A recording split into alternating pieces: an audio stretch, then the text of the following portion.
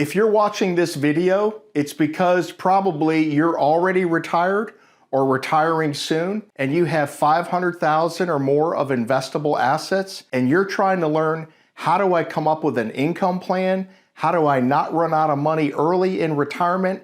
And how do I have my money properly balanced? So by the end of this video, you are gonna have a much better understanding and handle on how you can exactly balance your money so that you avoid running out of money early. And if you would like my help on how to better balance your buckets, then stick around to the end so that you can schedule a complimentary consultation with me. Before we get started, let me just tell you a few things about me personally, and then we'll jump in. I've been married since 1995, and we had 3 children at the time, and we were expecting our 4th. And so I came home from work one day, and my wife had been to the doctor, and she had gotten a sonogram done. And she gave me that sonogram. She gave it to me in a watch box. Now, I don't know why she gave it to me in a watch box. I thought she was giving me a brand new watch, but she gave me a picture of the sonogram for that day in the box. So I opened the box and I looked at the picture, and I'm not a doctor. I'm not used to looking at these things. My wife's name is Leanne. I said, Leanne, this is fantastic. God's blessed us with a 4th child. And I looked for a couple seconds more and then I set it down. And she said, Pete, you might want to take a second look at that. So I took a second look at that, and there was 2 on there. So I have 5 kids. So if I could get on your prayer list tonight, I would appreciate it, because things are really hopping at my house because I've got the 5 kids. Second, on a little more serious note, years ago, back in 2014,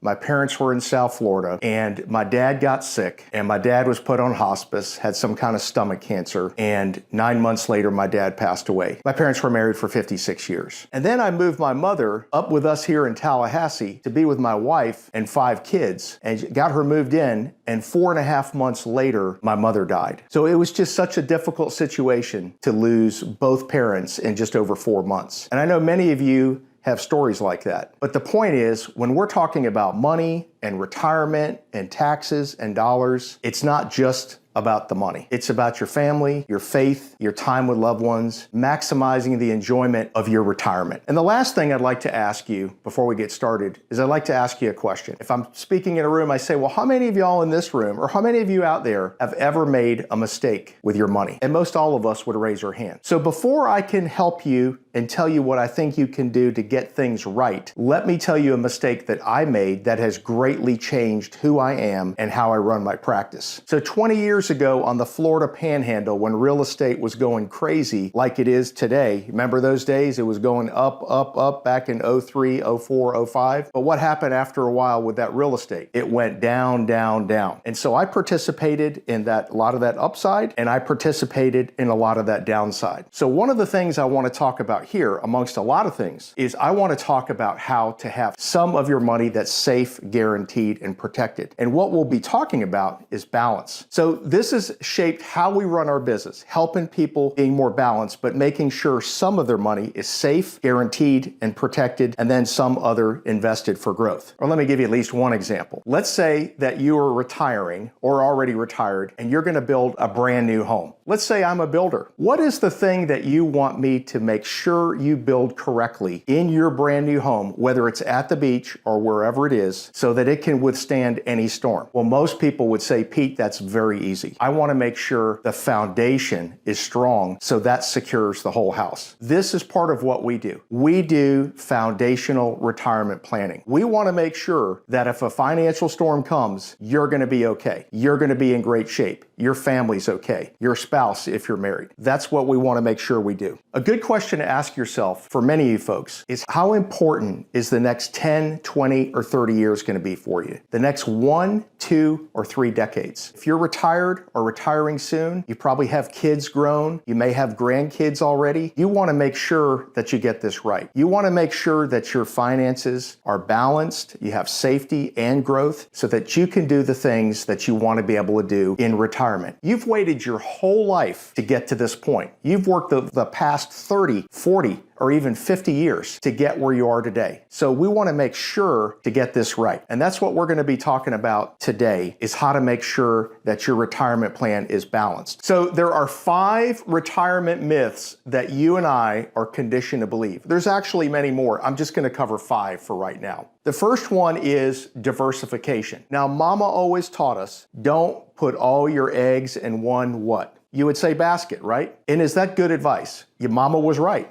Diversification makes a lot of sense. It balances things out.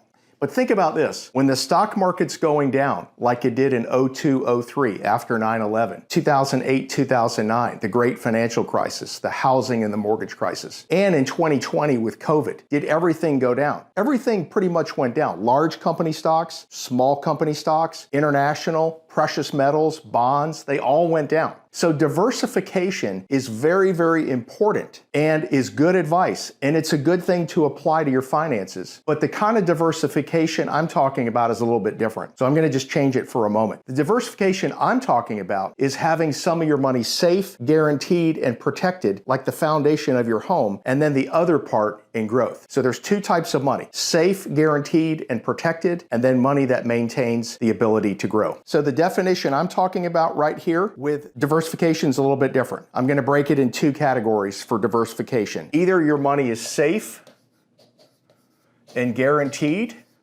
or you can have money that can grow with risk.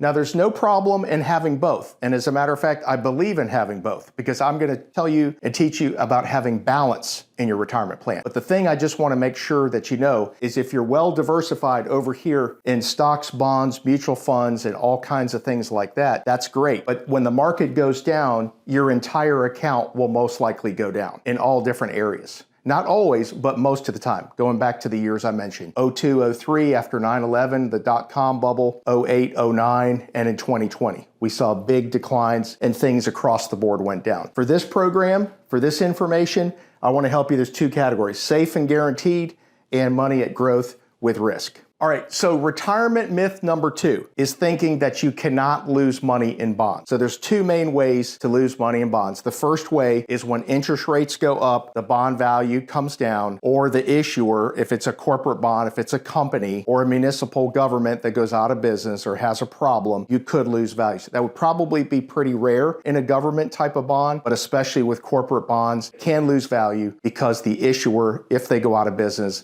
it's going to lose its value, all of it or some of it. Okay, so retirement myth number 3 is that retirement planning is only for the wealthy. This is just simply not true, because we can rebalance, make improvements with what you're doing, not for everybody, but for a lot of people, so that you can better enjoy retirement and have more peace of mind. This is why you've worked all those years we've talked about to get to this point, so you have time freedom. Do all the things you want to do, be with your loved ones and so forth. So making the proper adjustments is not just for the wealthy, it's for regular folks like you and me. Retirement myth number 4 is thinking that you are going to have to sit and monitor all your investment accounts every single day in retirement. This is not true, because if you have things set up properly balanced between safe and guaranteed and things at growth, you will simply not have to do that. Maybe not 100% on autopilot, but it'll be something you don't have to worry about every day. We take the boring and the complex and make it simpler for a safer retirement. And that's what we do when you're properly balanced with your retirement plan. Retirement myth number 5, everyone loses money sometimes. That is not true. Because we talked about how you're allocated, how you're diversified, and there's 2 ways to be diversified. We have safe, guaranteed, and protected, and then usually the other amount in high quality dividend paying stocks, what I call growth. So because you have some money that's foundational, like the foundation of your home, concrete, steel, strong, withstand any storm, that money's safe, guaranteed, and protected. And then over here, the money at growth, you simply don't lose money all the time. People who have money in the foundation where it's safe and guaranteed, they're not going to lose. Your accounts on the growth side may go down, but if you have some of it safe, guaranteed, and protected, you do not lose money there. The only way that you will probably always lose money sometime is that if you have your entire nest egg, your IRA, your 401k, your retirement plan, if you have all that money in stocks and bonds, then when the market goes down, most likely that entire account will go down. But again, if you have some safe, guaranteed, and protected, remember this is true diversification, some safe and guaranteed and protected in the foundation, and then some at growth, the money that's foundational is guaranteed and you cannot lose it and you will not lose it. So we just covered the 5 retirement myths, or 5 myths of retirement planning. There are actually more than that, but I just sent you 5 just to get started. So there are a number of mistakes that I see, common mistakes that people make with their retirement. And I'd like to cover some of these with you. They're not in any particular order, but this is the first mistake. This is number 1, and this is taking too much risk. So we notice that a lot of people, they haven't adjusted what they own, and they are taking way more risk than they actually realize. And it's okay to take some risk, but you have to make sure to build your foundation first. We talked about this earlier, maybe you heard it, maybe you didn't, but one of the things that you always want to build first is your foundation. Just like if you were building a brand new home, you want to make sure the builder gets the foundation right so that it can withstand any storm. Well, we want to do the same thing with your retirement plan and your retirement nest egg. Now, a lot of people ask me, they'll say, Pete, do you have some kind of example, some rule of thumb that I could use that maybe I could apply to my life and my finances? And I do. So if you're taking notes, this is the first thing. It's called the rule of 100. So if we take 100 and we minus your age, let's say you're 65. Your age, whatever it is, 50, 60, 70, 80, 45, whatever it is, this is the amount of money that you should have safe, secure, and protected. The balance over here is how much you could have in good dividend-paying stocks. So the rule of 100 is a simple calculation. You don't have to use this. Maybe you're a little more aggressive, maybe you're a little more conservative, but at least it gets you thinking about it and how to position your assets, whether you're retiring soon or already retired. So we take 100 minus your age. Your age is your foundation. That's the amount that we want safe, guaranteed, and protected. And I'm going to show you how to do that through this course and through these mistakes. But I just have to cover one thing at a time. But this is the rule of 100. So it's really pretty simple, right? Younger investors versus older investors. I mean, the older you and I get, we have less what? One person the other day said money, but that's not the right answer. The older you and I get, we have less time. Or should 50, 60, 70, and 80-year-olds be investing the same way as 20, 30, and 40-year-olds? Most people would say no. Why? Because the older we get, we have less time. If we were doing an educational class for your kids or your grandkids, it might be a little bit different. But for those of us who are either closer to retirement or already retired, it's a different stage of life. So that's when we use the rule of 100. And the rule of 100 says 100 minus your age. That will be the percentage, whatever age you are. If you're 50, 50% of your money should be safe, guaranteed, and protected. If you're 75, then 75% of your money should be safe, guaranteed, and protected. And there are always things that are additional information. Maybe you've inherited a lot of money and your risk is no problem. But I'm just talking for average folks across the board. You want some foundational money that you can't lose. And then the difference, the 100 minus your age, this part over here could be in solid growth, dividend-paying stocks that are going to provide dividends and income for the rest of your life. So this is exactly what we do when we're doing balanced planning is, again, we have some money that's guaranteed, safe, and protected, and some money that can have some risk, usually in good dividend-paying stocks. This is part of what we do. This is how we use the rule of 100, looking at your situation to properly balance the money that should be guaranteed and safe, like the foundation of your home. Any home these days, right? We want it safe, guaranteed, and protected. So this is the balance we use. We want to look at your retirement nest egg, and you want the proper balance using the rule of 100, but some of it will be guaranteed, safe, and protected, and the other part you can keep in good dividend-paying stocks for growth. This is mistake number 2, only using the stock market to fund your IRA, 401k, or nest egg. We love using the stock market for part of the plan, but I don't like using it for all of my clients' money. And here's why. Let's go through this. What we're always taught is to buy low and sell high. But let's look at the stock market over the last 24 years or so. You put this money in 99, we had a good up year because the late 90s were roaring. And then in 2000, after 2000, what happened? We had the dot-com bubble, we had 9/11, and the stock market crashed almost 50%. Maybe you remember that. Then the market over 1, 2, 3, 4, 5 years came back. And then what did we have out here in 2008, 2009? We had the mortgage and the housing crisis. So the market went down 50% or close to it again, depending upon how you were invested. So as you're looking at what we call the red line, the stock market, we like using the red line. I use Charles Schwab for my clients in this area, but I just don't like it for all of my clients' money. And we're looking at the risk here. And the thing I want you to think about is if you put in your money right here, back in 99, look here. 1, 2, 3, 4, 5, 6, 7, 8, 9, 10 years later, you had less money in 10 years later than you did when you started.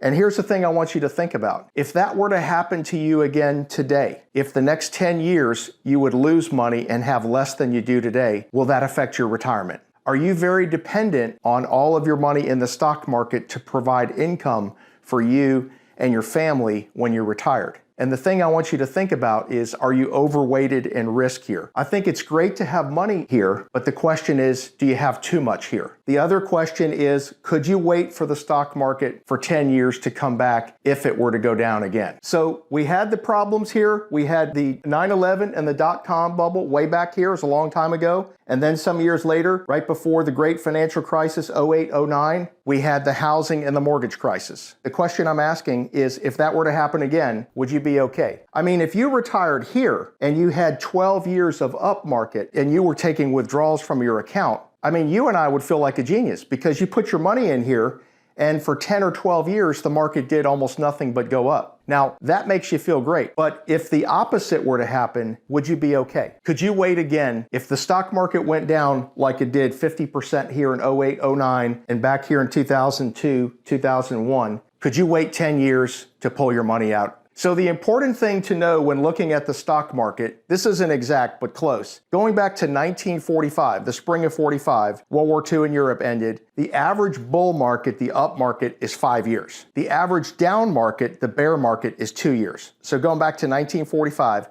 the average up market is 5, the average down market is 2.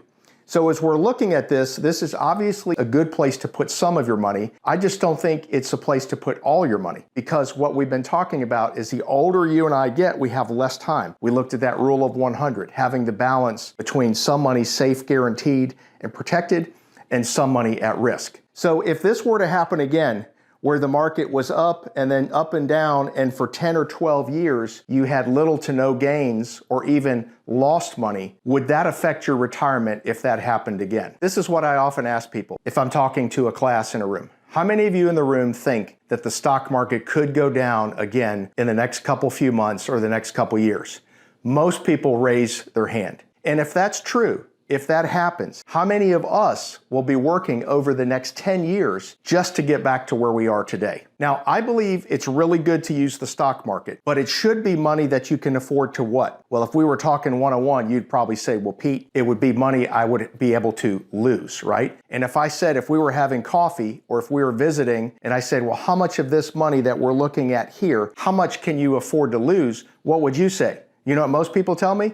They say none of it. Okay? But that's the problem, is most people are out of balance. So when we go through all our mistakes in all the course, we're going to talk about how to properly balance your money. I want to ask you, when is the last time you've actually looked at your accounts? Have you ever looked at them and had a financial x-ray done? This is what I call it. Just like I've had some problems with my shoulder, so I get an x-ray or an MRI. They do the same thing. It's not really called an x-ray, but we call it a financial audit. So we can do a financial audit of this type of account, and we can see exactly what your fees are, what your expenses, what your performance, and what is your risk? So we have said since 1945, the average bull market, the up market, is 5 years. The average down market or bear market's 2. So the average up is 5 years, the average down is 2 years, okay? The question I always ask people is, how many of you, whether I'm talking one-on-one or in a group doing a class, I say, how many of you in this room believe that you could see the stock market go down over the next couple of months or over the next couple of years? And a lot of people, most people, raise their hand. And the question I like to ask then, and if that's true, if we see a big market decline and the market goes down big and it goes down fast, how many of us in this room will be working over the next 10 years just to get back to where we are today? This is why we want to make sure that your money is properly balanced between safety and guaranteed and some money for growth. So one of the things I like to ask people as we're talking about risk in the market is how long or how difficult is it to actually make your money back? So let's look at a really simple example, because what we said is as you and I get older, we have less time,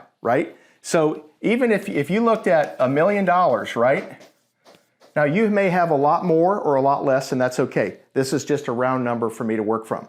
But if you had $1 million and you lost 50%, that means you would go down to $500,000. You lost 50%, you lost half your money. Now what rate of return do you have to earn to get your $500,000 back to $1 million? Well, you would have to earn a 100% rate of return.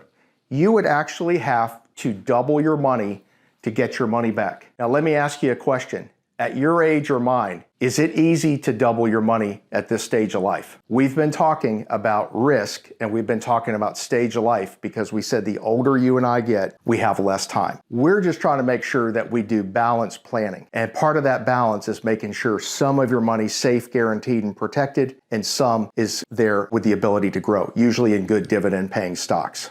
Okay, so that's example right there. Okay, so we're still talking about why not to only use the stock market for your retirement nest egg, your IRA, your 401k, whatever plan it is. So we just looked at how difficult it is to earn your money back when we have less time. If you had a 50% loss, you'd have to double your money. This is another common problem that a lot of people have, but the problem is that most people don't realize they have this problem. And that is, if you have almost all or most of your entire nest egg in the stock market, there's something when you retire, if you're going to take income from that account or those accounts, and they're primarily all in stocks, bonds, and mutual funds, you could have a potential problem, and it's called the sequence of returns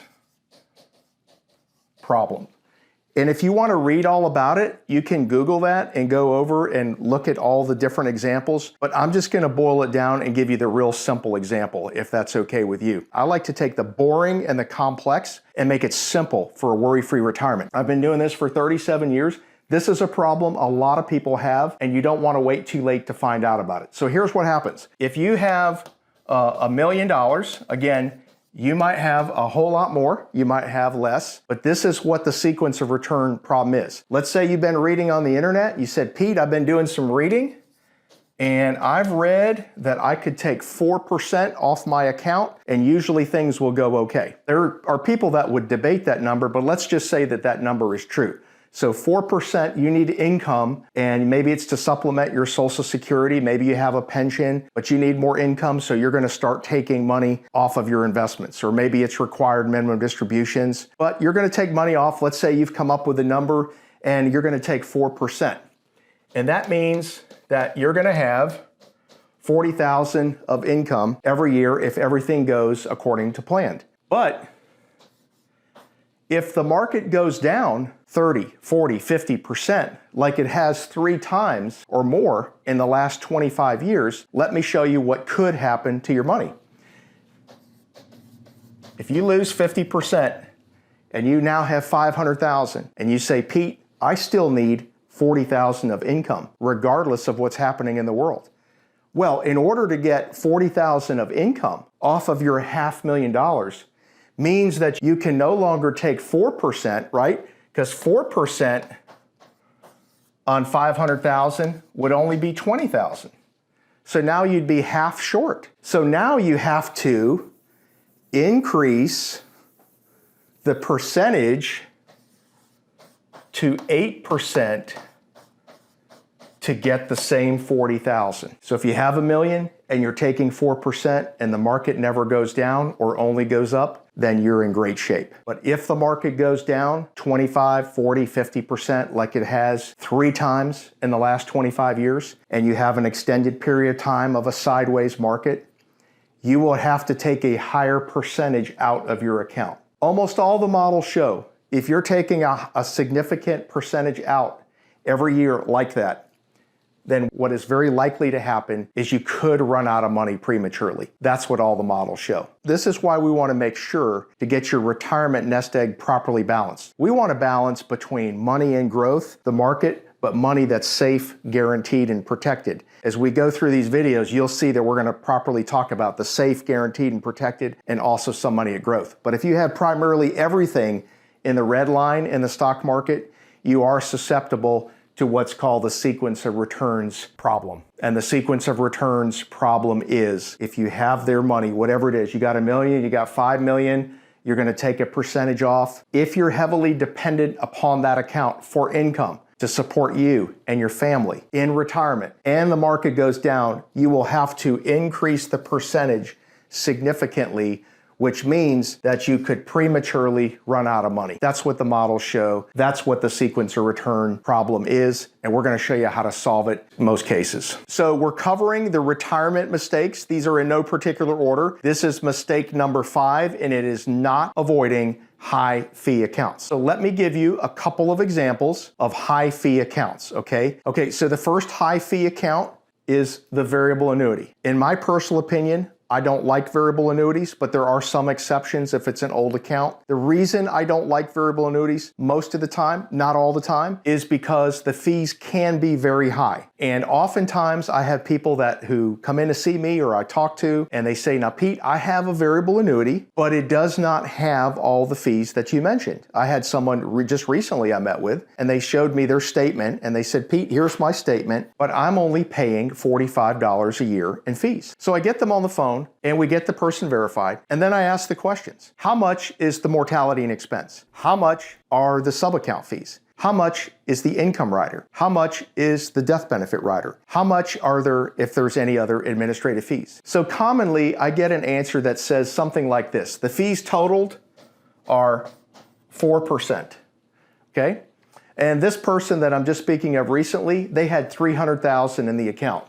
So $300,000 at 4% means their fees are $12,000. And I always ask people, now, do you think you pay that one time, or do you think you pay it every single year? And the answer is you pay it every single year. So $12,000, and if the account was level, let's just say it didn't even increase, if it was level for 10 years, then 12,000 times 10 means that this person is going to pay or has paid $120,000 in fees to own this $300,000 account, this variable annuity. I think that's very high. I've been doing this for 37 years. Most people usually have no idea that they're paying this much in fees. So we're talking about high fee financial accounts. I want to give you an example on how some things in life are very, very sneaky, and they're actually right in front of us, but we never notice. Because this is exactly what happens in my business, and I see people paying lots of money in fees that they don't even realize. So here are 2 soft drink companies. One is vegetable juice, one is a soda.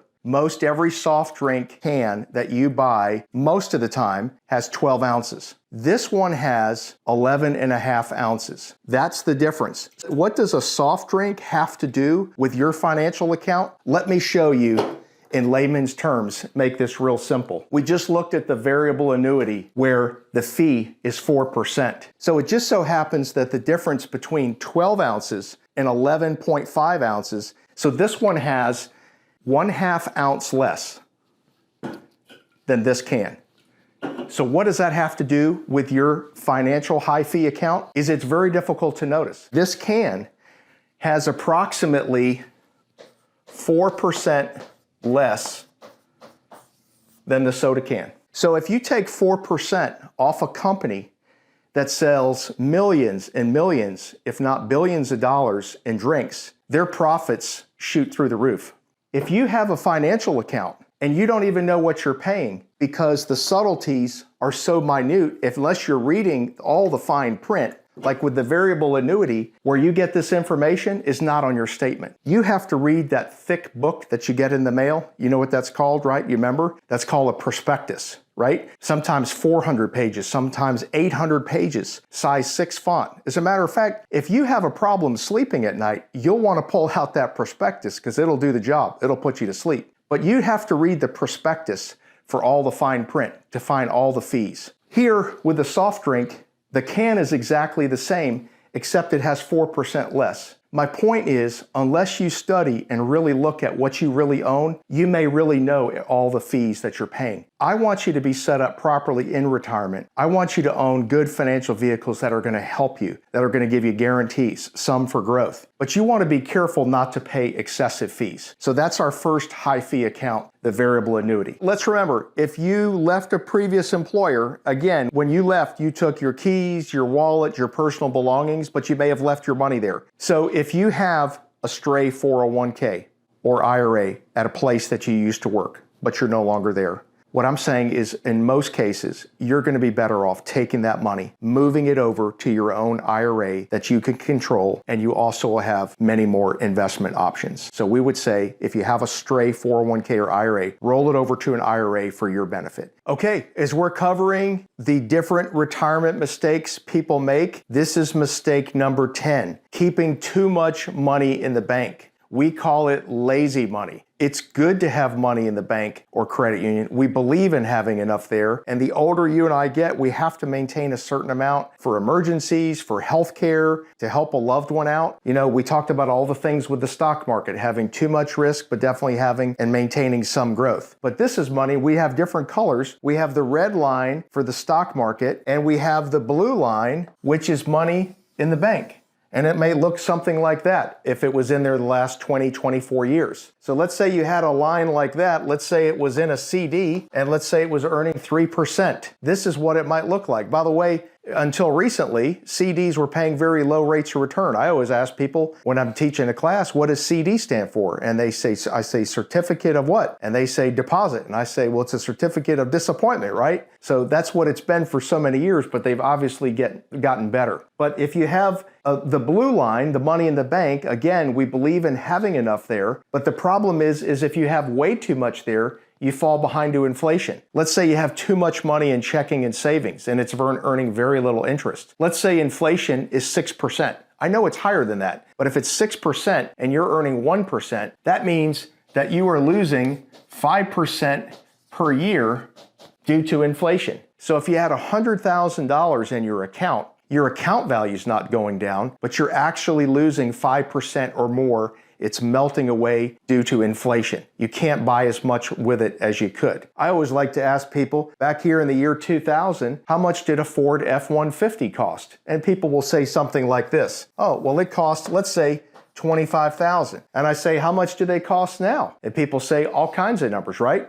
$75,000, $60,000. 90,000. Vehicles have gone crazy. So the big takeaway on the blue line, the money in the bank or the credit union, is have enough there for emergencies, have enough there to do the things that you want. If you keep too much money in the blue line, too much lazy money in the bank, you could be falling behind due to inflation. Okay, so let's look at a possible solution for balancing risk. We're talking about doing balanced planning, right? We want some money that's in the market growing, good dividend paying stocks. But what about for safe money? What about for having money safe and guaranteed? Let's talk about that for a minute. What if there's an account when the market goes up, your account would go up, but when the market goes down, your account would stay even? Would that be a good thing? I always ask people, do you know how long that type of account has been around? That account has been around for over 25 years, okay? Let me ask you this. Why do you and I insure the most important things we own? Our car, our home, our life, our business, our health, everything. Most people say, well, Pete, the reason we insure those things are for protection, right? And why is it that some of us, we insure all those things that I just mentioned, but we don't have any of our retirement nest egg insured where it's guaranteed safe? I always like to ask people too, because I live in Florida, I say, I pray that we don't have another hurricane coming our way. But if we did, what percent of your house would you want to be guaranteed for the storm? Or I say, well, what percent of your house would you want insured against a hurricane? And everybody always says 100%. Now, when is the best time to get hurricane insurance on your home? Is it when you turn on the Weather Channel and say, honey, guess what? Look what's coming up the Gulf. There's a huge hurricane. Is that the time to get your house insured? No, you always want to do it beforehand. Same thing with doing retirement planning. Same thing with trying to make some of your money safe. We want to do that before the storm hits. Who has ever heard of retirement plan insurance? This is part of what we do. We do the money in the market because we believe in having some of our clients' money there to grow. But we also believe in having some of our money that is safe, guaranteed, and protected. Let me show you how that works. We call that retirement plan insurance, making sure that your nest egg is secure. So we've talked about the red line, having money in the stock market. We believe in having some money in the market, usually in good dividend-paying stocks. We've also talked about having some money in the bank. It may not grow fantastically, but it's important to have enough money there that's safe, secure, and liquid so that you can get it in retirement for healthcare, maybe for one of your kids, maybe for a wedding, maybe for vacation, but we believe in having enough liquidity. The problem is if you have too much money there, you fall behind to inflation. So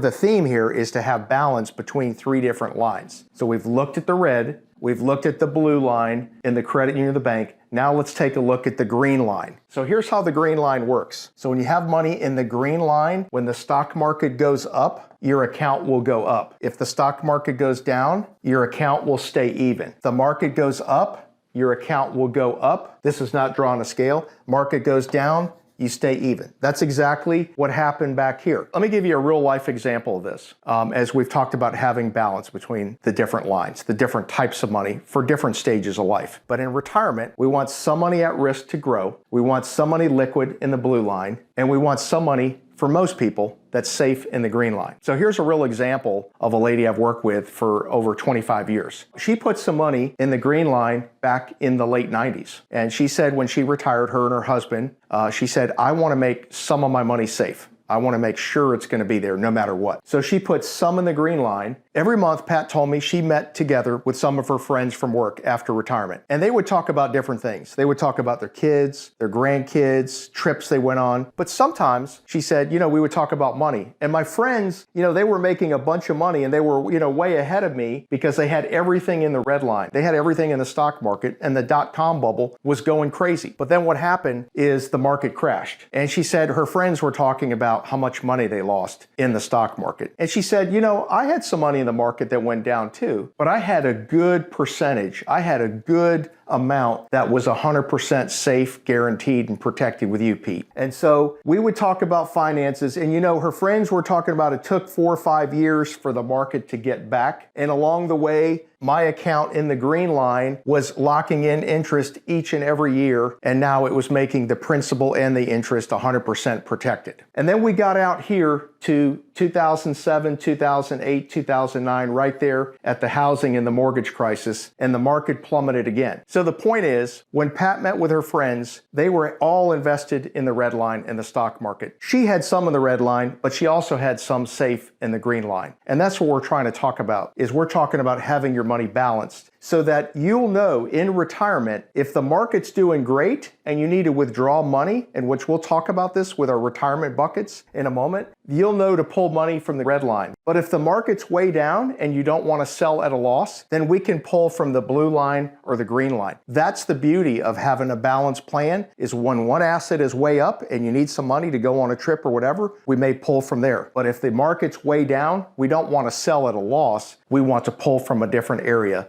And that's why we're talking about balance between the three different lines, the red, the green, and the blue. All right, so let's talk about what the green line is called, because again, we want to balance different types of money for different uses, okay? So let's talk about what the green line is called. So this is called a fixed indexed annuity, okay? Now some people might be thinking, Well, I think annuities are bad. Now, I think some of them are bad too, but this is completely different than the variable annuity with the high risk and the high fees. This operates and works much differently. And who offers these? Big, strong, safe insurance companies. That's who we use. Big, strong, safe insurance companies. Same type of companies that you use to insure your car, your home, your life, your business, and your health. That's who we rely on when we have a financial storm. This is who we rely on for the safe part. Remember, we like balance. We want some in the red, some in the blue, and some 100% safe. And this is 100% safe with a big, strong, safe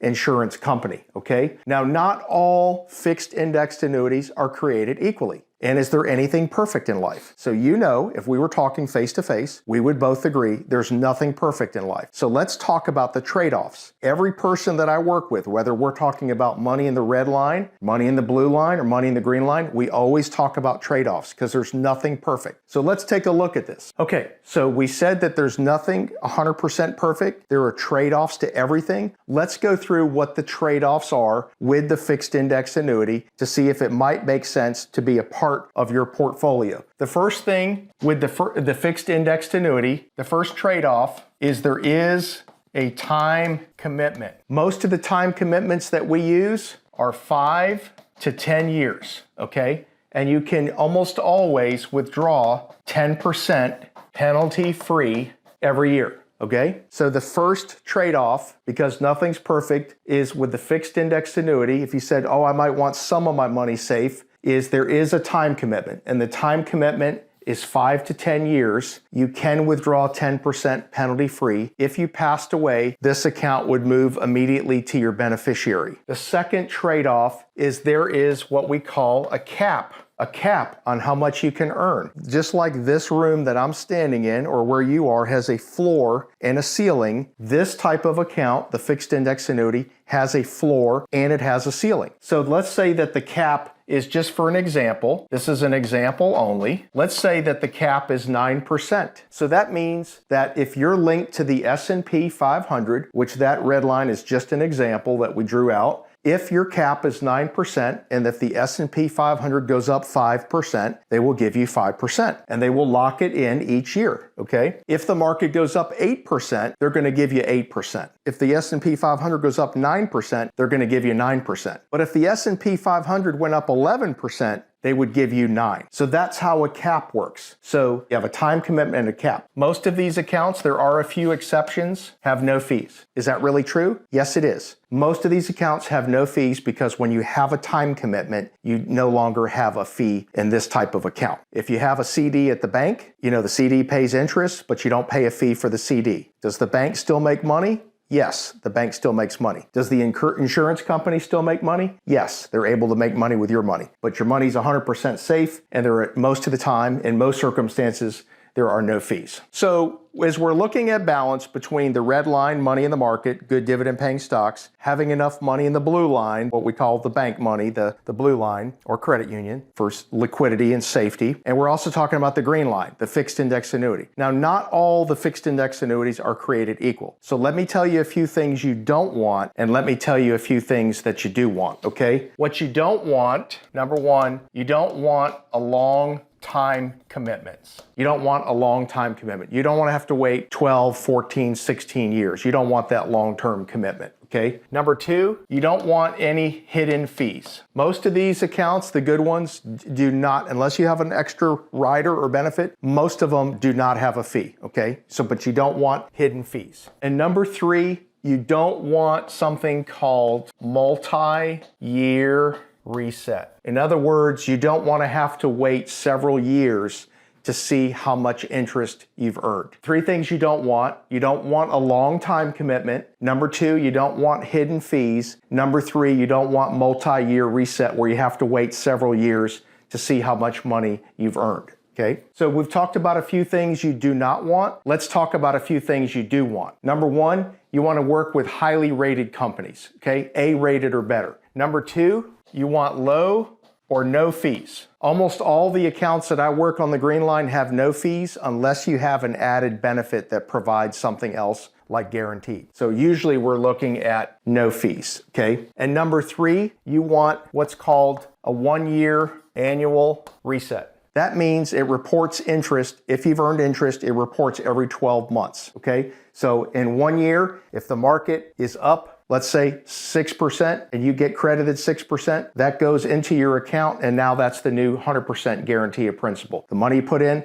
plus the 6%. You know, when I'm speaking to a group of people, I often ask the group, I say, do you think it's easy to get conditioned to think a certain way? And most of the time people will say, yeah, well, maybe, or I'm not sure, or something like that. And I'm also asking you, do you think it's easy to get conditioned to think a certain way? I'd like to give you a simple example on how maybe you're conditioned to think a certain way. And I just want to go through this with you. I always ask people when I'm doing a class, I say, if you know the answer, please don't give it away. But I want to ask you a few obvious questions if you don't mind playing along with me. And I say, well, what color is that sign? And they say red. And I say, well, how many sides does that sign have? And they most of the time say 8. And then I say, what do you do when you come to that? And they say, stop. Okay, and that's great. And then I say, well, what does a railroad crossing sign look like? And some of them will say, well, you know, there's the kind with the X like that. That's black and white. And that's pretty obvious. We've already seen that. And then sometimes people will say, oh, there's another kind of railroad crossing sign. And it's yellow, right? It looks just like that. I say, well, great. Now, how about the yield sign? What shape is that? Everybody says triangle. And I say, what do you do when you come to a yield sign? Do you hit the gas? No. Hopefully you don't do that, right? No, you want to yield. But I say, what color is the yield sign? And usually half the room or more will say it's yellow. And then I show them the yield sign. And I say, this is the yield sign. It is red and white. And do you know what year they changed the yield sign to red and white? They changed the yield sign in 1972. But I did have a lady once a while back, and she raised her hand. She said, Pete, I'm from North Alabama, and them signs is yellow where I'm from. And we all laughed. But that's not true. They are red and white because this is a federal sign. And they changed this in 1972. So just like you may have thought the sign is yellow, there are some things that are obviously in front of you and me, and we are conditioned to think a certain way. So keep an open mind as you go through these videos. Maybe I can do some things to actually really help you that you can apply to your retirement life and make your retirement plan better. We've talked about 3 different types of money today. We've talked about red money in the stock market. We've talked about money that's green and safe with an insurance company. And we've talked about blue money that's with the bank or credit union. And I want to tell you the key is balance. I'd like to just go over a quick example about how important balance is. And I want you to think for a minute is I always ask a group of people, how many of y'all in the room over the last 2 or 3 years got brand new tires? And most everybody raises their hand. And I said, have you really ever watched what they do when you buy brand new tires, right? So if you're at a place where you can watch through the glass, you look through the glass and the person doing the work, they take the old wheel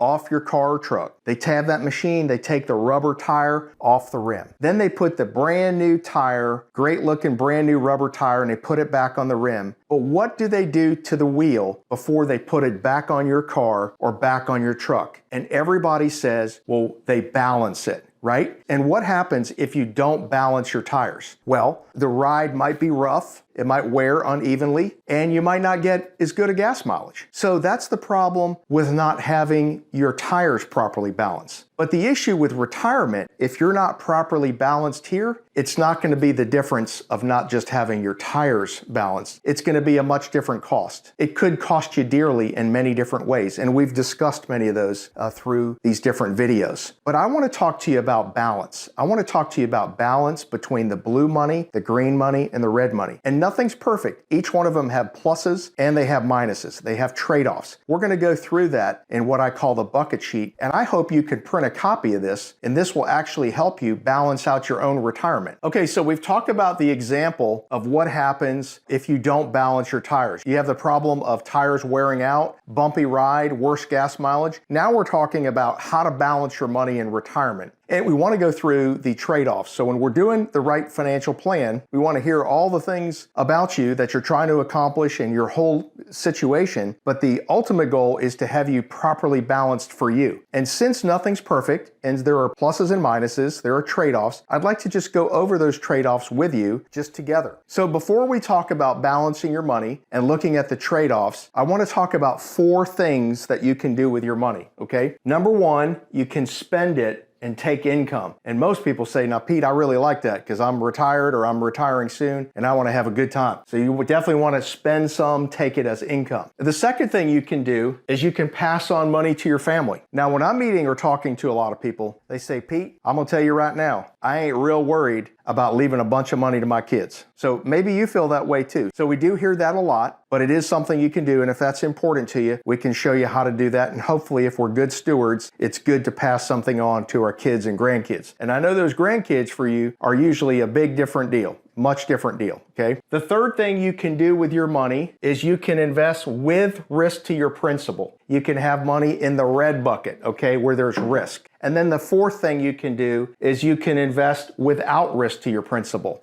And then you have the green and the blue, which we're going to talk about right now. Now we've talked about the 4 different things that you can do with your money. You can spend it, you can take income, you can pass it on to your family for whatever part you don't use, invest with risk to your principal, or invest without risk to your principal. The first place on the bucket sheet is the blue bucket. This is money that you would have in your bank or credit union, okay? That's our blue line, our blue bucket. Now, what are the advantages? What are the pluses of having money in the bank? Well, most people say it is safe. It is secure. What's another advantage? It's liquid. I can get at it. It's easy to get to. And this is very important. But they say, what's the downside? What's the negative trade-off there? It is not earning that much money.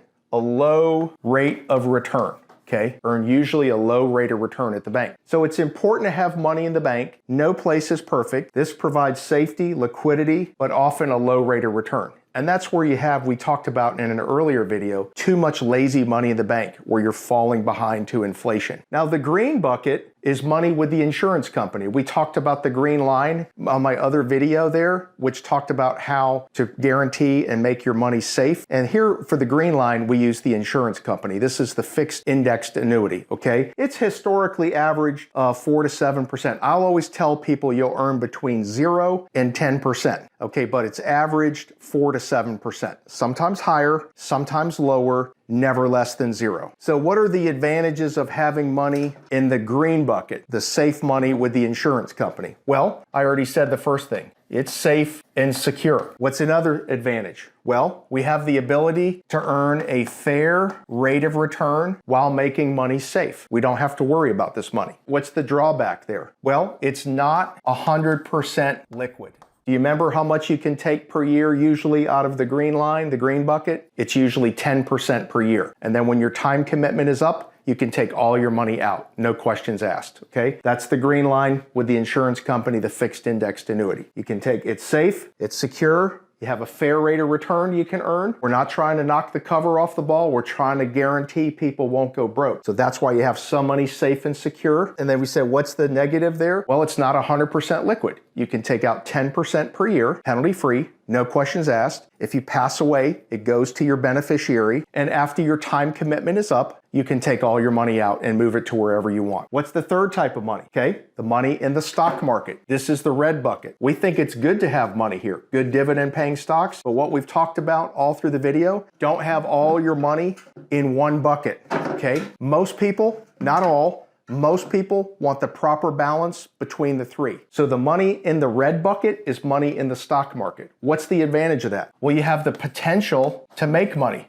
You have the potential for it to go up. What's another thing? It's liquid. Most of the time, money in the stock market you can get to. What's the drawback? What's the drawback negative? Well, there's risk. You can lose money. So you see, when you're doing the planning, I can just tell you this. For anything you currently own, any financial vehicle, there are 3 features. You have liquidity, safety, and you have growth. With anything that you own or any of these buckets, you can have 2 of the 3 of them, but you can't have 3 of 3. In other words, money in the bank, what do you have? You have safety and you have liquidity, but do you get growth? No. Money in the green line. Do you have safety? Yes. It's 100% safe and guaranteed. Do you get growth? Yes, you can earn a fair rate of return. Is it 100% liquid? No, it's not 100% liquid. You can take out 10% per year. When the time commitment's up, you can move all your money, or if you pass away, it moves immediately to your beneficiary. Money in the stock market. Do you have liquidity? Yes. Do you have growth? Yes. Do you have safety? No, you don't have safety. So you can see that this is why we break it down to buckets. It just makes it easy for us to look at how we divide our money up depending upon our age. And you may recall in another video, we talked about the rule of 100, taking 100